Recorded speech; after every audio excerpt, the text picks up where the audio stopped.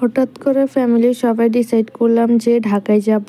আর এইদিকে আম্মু অসুস্থ, তাই ভাবলাম যে ঢাকায় আম্মুকে ডাক্তার দেখানো যাক। এরপর ভাইয়াও ট্রেনে টিকিট কেটে ফেলছে। এরপর আমরা রাতে ব্যাগ সব গুছিয়ে ফেললাম। আমাদের ট্রেন আসার কথা ছিল ভোর 6টা। আমরা তাড়াতাড়ি ঘুম থেকে উঠে পড়লাম। এরপর সবাই ফ্রেশ হয়ে রেডি হয়ে নিলাম। এরপর আমরা বাসায় থেকে সবাই বের হয়ে গেলাম। এখন বাজে 5:30। এরপর আমরা স্টেশনে চলে আসলাম। এখানে আমরা ট্রেনের জন্য অপেক্ষা করতেছিলাম, ট্রেন কখন আসবে। আমরা একটু তাড়াতাড়ি স্টেশনে চলে আসছি, কারণ ট্রেন পরে চলে আসলে এরপর উঠতে সমস্যা হবে, ট্রেন পরে চলে যাবে, এই জন্য আমরা তাড়াতাড়ি চলে আসছি। এরপর 6টা বেজে গিয়েছে, এখনো ট্রেন আসার কোনো নামই নাই। এরপর আমরা সবাই অপেক্ষা করতেছি। এরপর ট্রেন এসেছিল প্রায় 7টা বাজে। অনেকক্ষণ অপেক্ষা করার পর অবশেষে ট্রেনটা আসছিল। আমরা দেখতেছিলাম ট্রেনের লাইটটা জ্বলতেছিল, সবাই হা করে তাকিয়ে আছি, ট্রেন আসতেছে।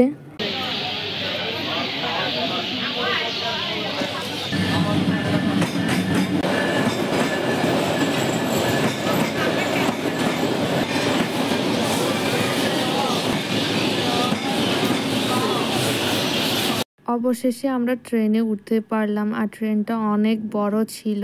আর এদিকে আমাদের টিকিটের সিট নাম্বার অনুযায়ী আমরা সিটে বসেও পড়লাম। ট্রেনে ওঠার সময় একটা বিষয় নিয়ে চিন্তা ছিল, সেটা হচ্ছে ট্রেনে উঠতে পারবো কিনা নাকি পারবো না, কারণ অনেক মানুষ ছিল আর এদিকে ওঠার সময় অনেক ঝামেলা ছিল, এই জন্য আর কি।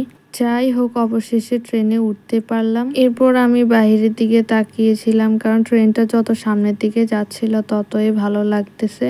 এখানে ভাইয়া আম্মুরা কথা বলতেছিল, আমি এখান থেকে ভিডিও ক্যাপচার করে নিলাম। এরপর আমার অনেক ঘুম পাচ্ছিল, এরপর আমি ঘুমাই গেছিলাম, তখন আর কোনো ভিডিও ক্যাপচার করতে পারে নাই। এরপর ঘুম থেকে উঠে দেখি প্রায় আমরা মেঘনা নদী ব্রিজে চলে আসছি, কারণ সারা রাত ভালোভাবে ঘুম আসে নাই, এই জন্য।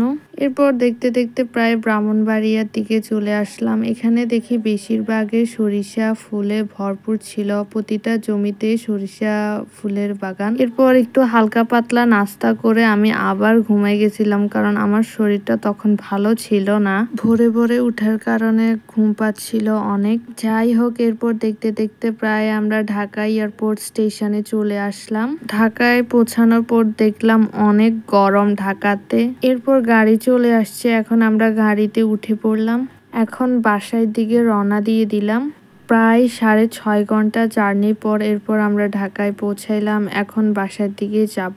অনেক টায়ার্ড ছিলাম, আর এদিকে তো ঢাকা শহরে জ্যাম তো আছেই, আরো অবস্থা প্রচুর খারাপ হয়ে যাচ্ছিল, আর এদিকে তো গরমও ছিল।